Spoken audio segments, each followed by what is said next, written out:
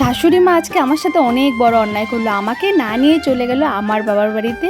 তো কেন বাবার বাড়িতে গেল আর কেনই বা আমাকে নিল না, সবটাই তোমাদেরকে এই ভিডিওতে শেয়ার করবো। So hello everyone, welcome my new mini blog. তো চলো আগে বলি আজকে কি কি রান্না বান্না করছি। আজকে বানাচ্ছি ডাল, আবার এই যে আলুর চিপসগুলো আছে এগুলো ভাজা করব, আর করব চিকেন, আর কিছু সবজি দিয়ে করব নিরামিষ একটা তরকারি। এই আলুর চিপসগুলো খেতে কিন্তু ভীষণই ভালো লাগে, তাই না?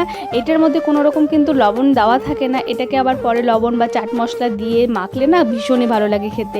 তো আমি যে এতগুলো বানাচ্ছি না, এটা না আমাদের এক বেলাতেই শেষ হয়ে যাবে, রাত্রের জন্য পাওয়া যাবে না।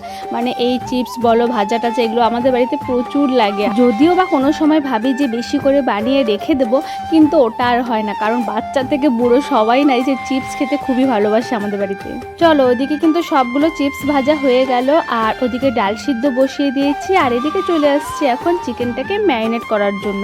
আজকে না সব মশলা, তারপরে পেঁয়াজ রসুন আদা সব কিছু দিয়ে মেখে কিন্তু চিকেনটা বানাচ্ছি। আমার শাশুড়ি মা যখন আগে রান্না করতো তখন বলে সবসময় এরকম করেই বানাতো, তো সেই দেখে কিন্তু আগে আমি এইভাবেই বানাতাম, তারপরে আবার প্রসেসটা চেঞ্জ করলাম। আসলে যে প্রত্যেক দিন আমি একইভাবে বানাবো তাও কিন্তু না, আমি এক এক দিন এক এক রেসিপিতে কিন্তু চিকেনটা বানিয়ে থাকি, প্রতি সপ্তাহে কিন্তু আমি রেসিপি চেঞ্জ করে দিই। যাই হোক, দেখতে তো পেলে সব কিছু দিয়ে ভালো করে ম্যারিনেট করে রেখে দিলাম চিকেনটা, আর এদিকে হলো তেলে জিরা, তেজপাতা, শুকনো লঙ্কা ফোড়ন দিয়ে দিলাম সব ম্যারিনেট করা চিকেনগুলো। এখন আর কিছুই না, ওই যে ভালো করে খালি কষাতে হবে। চলো তাহলে এখন আসল গল্পে আসি যে কেন শাশুড়ি মা আমাকে না নিয়ে চলে গেল।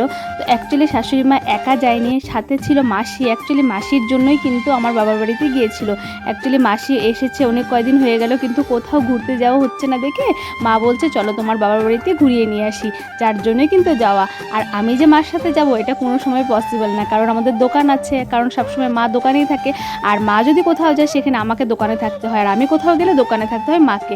আর যদি আমরা দুজনেই চলে যাই তাহলে থাকতে হবে আমার বরকে। এখন তো আমার বর অফিসে আছে, তো এখন ওই ডিউটিটা আমাকেই পালন করতে হবে, যার জন্যই কিন্তু আমি যাইনি। এই যে দেখো মার মাসিকে কিন্তু একটা র্যাপিডো বুক করে দিলাম, আর এটা কিন্তু একদম বাড়ি পর্যন্ত পৌঁছে দেবে। এই যে এরা যে বেরোচ্ছে না, এখন বাজে কিন্তু ওই 3টার মতো, আর এসেছিল 7:30 থেকে 8:45 মতো। চলো তাহলে আমি আবার কিন্তু রান্নায় চলে আসলাম। দেখো এদিকে চিকেনটা কিন্তু খুব ভালো করে কষা কমপ্লিট হয়ে গেছে, এখন দিয়ে দিলাম জলটা। তোমরা তো দেখতেই পেলে এই মাত্র আমি নিচের থেকে উপরে আসলাম, দেখো আমাকে আবার কিন্তু সেই নিচে আসতে হলো, কারণ কি বলো তো, ওই যে পার্সেল এমন টাইমটায় পার্সেলটা আসে, মানে একদম ঠিক ওই রান্নার টাইমটায়। যাই হোক, এসে পার্সেলটা কালেক্ট করে নিলাম। তো এটার মধ্যে কি আছে তোমাদেরকে অবশ্যই নেক্সট ভিডিওতে শেয়ার করব। এই যে দেখো উপরে এসে এখন চিকেনটাকে কিন্তু ঢেলে নিলাম, সব বাটিতে উঠিয়ে বাকিটা গামলায় ঢেলে নিলাম, আর এই যে তরকারিটাও কিন্তু রেডি হয়ে গেল। এখন বাকি আছে আরেকটা বানানো, মানে মায়ের জন্য ডিমের ঝোল করব, তো ওটাই বাকি আছে, ওটা করলে কমপ্লিট হয়ে যাবে। তো চলো আজকের জন্য ব্লগটা এখানে শেষ করছি, দেখা হচ্ছে আবার নেক্সট ব্লগে,